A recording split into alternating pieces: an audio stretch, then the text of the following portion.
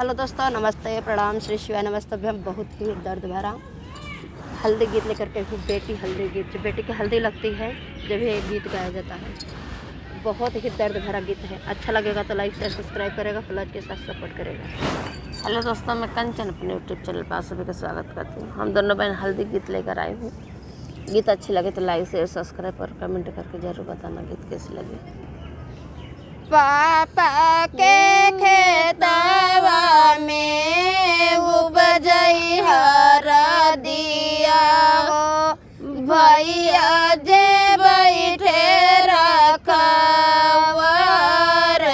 जी।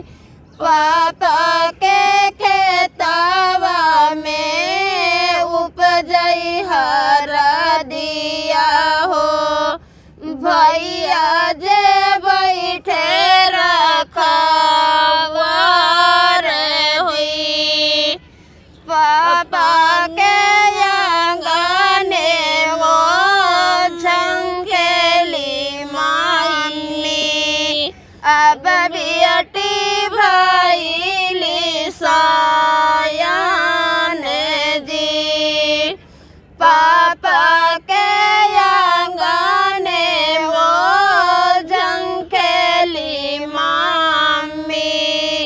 अब बेटी भइली सयान जी।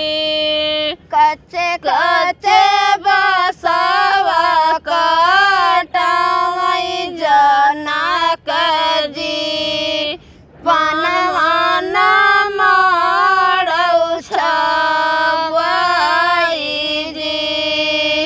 कच्चे कच्चे बसवा जनक जी, पनवाना मारौ छवाई जी। चौके पे बैठेली बेटी कामना रानी, हरदी चढ़ाई सिर माथ जी।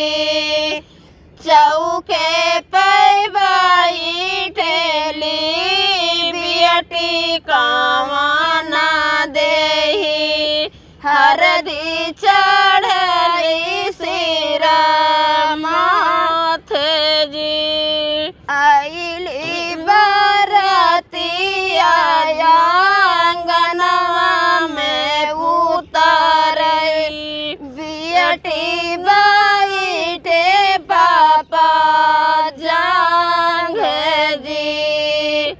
आइली बरतिया आंगन बीचे उतरे, बेटी बैठी पापा जांघ जी।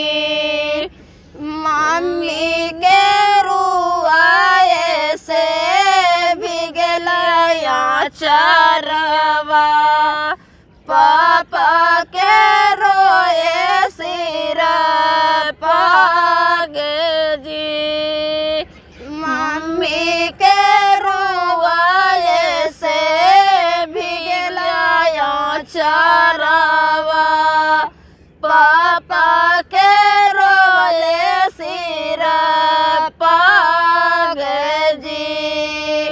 आज दुलरई तीन बेटी भैली, अइले घरवा दुआर जी।